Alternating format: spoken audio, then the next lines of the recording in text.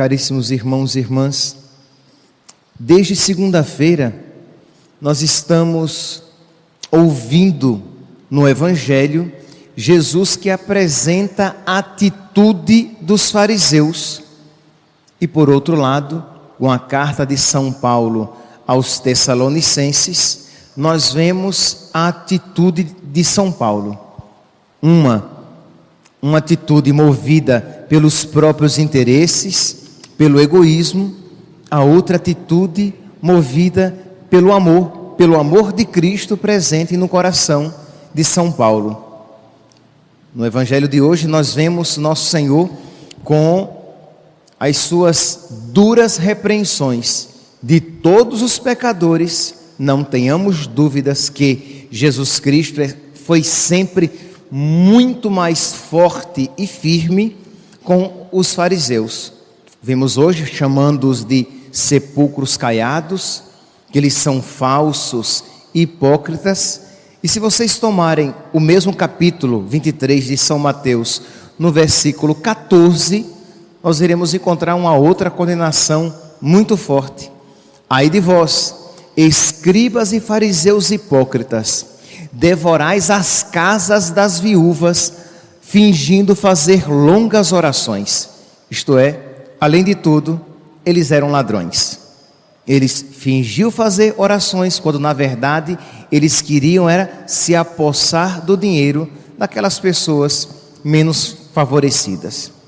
Pois bem, quando nós então olhamos aqui São Paulo, nós vemos essa ternura, essa confiabilidade que São Paulo apresenta, e nós veremos que era como que São Paulo estivesse dialogando com os fariseus. Movido pelo Espírito Santo, ele apresenta exatamente as virtudes contrárias daqueles pecados dos fariseus. 1 Tessalonicenses, capítulo 2, versículo 2.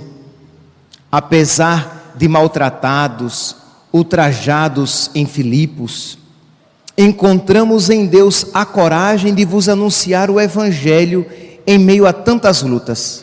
Quer dizer, mesmo em meio ao seu prejuízo, os fariseus que procuravam seus próprios interesses, São Paulo, que mesmo se dando mal, mesmo com isso sofrendo, ele continua pregando o Evangelho. A nossa exortação não se baseia no erro, na ambiguidade ou no desejo de enganar, que era dos fariseus. Ao contrário, uma vez que Deus nos achou dignos para que nos confiasse o Evangelho, falamos não para agradar os homens, mas para agradar a Deus. E nem procedemos movidos por disfarçada ganância. Então, também não nos movemos para ganhar o dinheiro de ninguém. Mais à frente, São Paulo, no versículo 7, ele se compara com uma mãe. E no versículo 11, ele se compara com um pai. É interessante, no mesmo capítulo, São Paulo vai dizer o quê? Foi com muita ternura que nos apresentamos a vós, como uma mãe que acalenta os seus filhinhos. Tanto bem vos queríamos, que desejávamos dar-vos não somente o Evangelho de Deus, como até a nossa própria vida. Tamanho era o nosso afeto por vós. Então, primeiro ele se compara com a mãe. No versículo 11, ele vai dizer, que é na leitura de hoje: vós sois testemunhas, e Deus também, de quão santo, justo e irrepreensível foi o nosso proceder para convosco. Bem sabeis que, como um pai a seus filhos, nós vos exortávamos a cada um de vós, e encorajávamos, insistimos, para que vos comporteis de um modo digno de Deus. Pois bem, por que é que eu estou apresentando essa atitude tão generosa de São Paulo? Nós poderíamos aqui tomar vários caminhos de interpretação. contrapor a atitude dos fariseus com a de São Paulo, olhar para os fariseus e ver que nós não podemos, não devemos agir assim. Olhar para a atitude dos fariseus e ver que é a atitude do diabo que procura nos enganar e nos perder. No versículo 14 deste capítulo, no versículo 13 do capítulo 23, nosso Senhor vai dizer que os fariseus nem entram no céu, nem deixam ninguém entrar. Então é a própria atitude demoníaca do diabo e dos seus anjos. Então, muito bem, se nós podemos olhar a atitude do diabo nos fariseus, nós podemos olhar com toda certeza a atitude de Deus, ou melhor, ver que São Paulo é uma expressão fugidia, é uma expressão mínima do verdadeiro amor de nosso Senhor. Ele é aquele que se desgastou para nos amar. Ele é aquele que não apenas desejou dar a própria vida, como a deu de fato. Ele é aquele que nos amou com um amor tão perfeito que nenhuma mãe e pai neste mundo conseguirão expressar. E por que então? E para que nos servirá a meditação desse amor? Para que nós não tenhamos medo de Deus. Um exercício que eu gostaria de aconselhar no dia de hoje, exercício este que poderia ser durante toda a vida, é a meditação no amor de Deus. Se você tiver um crucifixo em casa, ou hoje, depois que você comungar, olhando para o crucifixo, de você meditar no amor de Deus, de quão bom é nosso Senhor, do quanto Ele batalha pela sua salvação. Nós vemos São Paulo se gastando e desgastando pela salvação dos Tessalonicenses. São Paulo que depois de tudo aquilo que ele sofreu lá em Filipos, ele continua pregando o Evangelho. Pois bem, ele é uma expressão do amor de Deus. Deus é que é assim de verdade. Então, olhando para nosso Senhor, pedir a Ele a graça de crer nesse amor. Pedir a nosso Senhor que a fé, a experiência, quando eu falo aqui experiência, não estou falando de um sentimento, mas uma experiência de fé, de vendo o amor de Deus, não ter medo de a Ele se entregar. Nós meditávamos ontem em Herodes, que via a justiça e a santidade de João Batista, que gostava até de ouvir João Batista, mas que tinha medo de se entregar. Aquelas palavras o incomodavam.